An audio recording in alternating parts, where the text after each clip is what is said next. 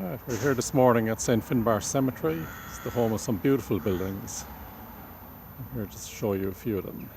This is the caretaker's house. And all these buildings would have been built in the 1860s. It's one of the largest cemeteries in Cork.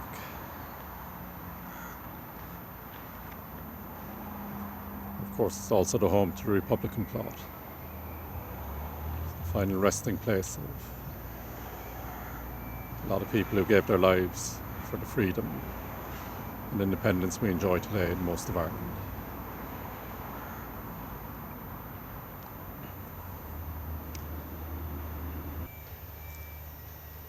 Now, St. Finbarr Cemetery is also the home to two beautiful mortuary chapels.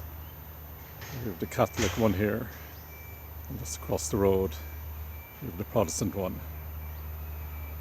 They would also have been built in the 1860s.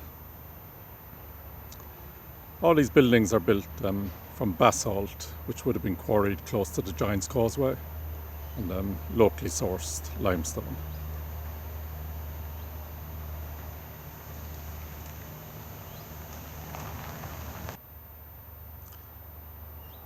Now, there's one building here in the cemetery which sadly very neglected and overlooked.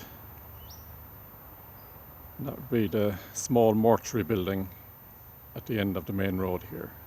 And we'll go now and have a look at it. Well, here's a closer look at that mortuary building. As you can see, it's quite a unique building. Again, it's made out of basalt and limestone and slate. It's very unusual for to have basalt as a building material in this part of Ireland. It comes all the way from the north coast. Now, as you can see, sadly this building is in a sad state of neglect and in badly need of some TLC. Now, this corner here looks like that a truck or something ran into it. And it's very badly damaged. And part of the limestone capping is completely missing.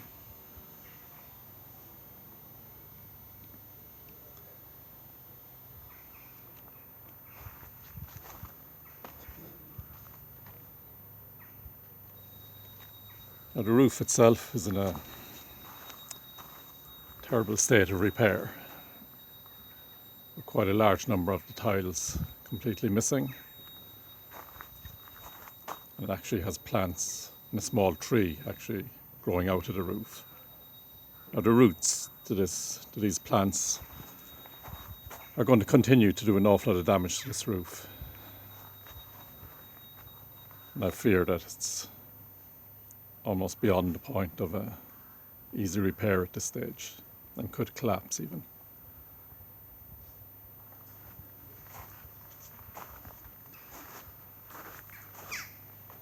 A good first step would be to remove all these plants and then check the roof to see what condition it's in. As you can see, the capstones here, one of them is cracked down the middle. And there's a lot of ivy growing underneath it. Now, ivy causes a lot of damage to buildings. It gets into tiny little cracks and it just keeps growing and expanding. And it pushes the bricks and the blocks apart. And over time can cause severe damage. And as you can see, there's quite a lot of ivy growing on this building. It's even growing in through the vent in the back of the building.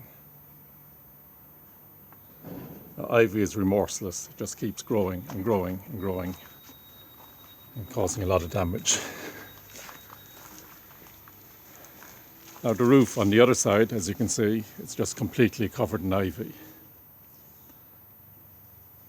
Now, this ivy will be working its way in under all the tiles and lifting them and damaging them. And unfortunately, the whole roof is on the verge of collapse, as far as I can see. And once the roof in a building goes, that's it. The whole building quickly becomes a derelict ruin, basically. Stand back and have a look from a further angle. Now it also has this large tree growing right next to it.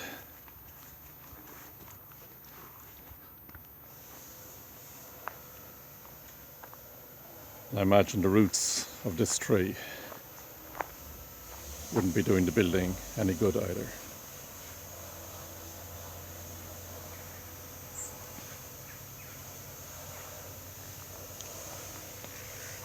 So I have alerted the council about the condition of this building. So I'm hopeful that they will do something about it in the very near future. Because if it's just left to carry on the way it is, I'm afraid it will quite soon just be a ruin. And it will become a very expensive project to do anything with it.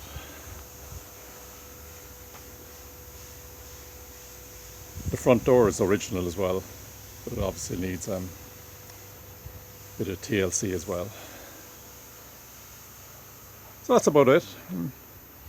It is a beautiful building, a unique little building, and I hope that something is done to preserve it. So thank you for watching.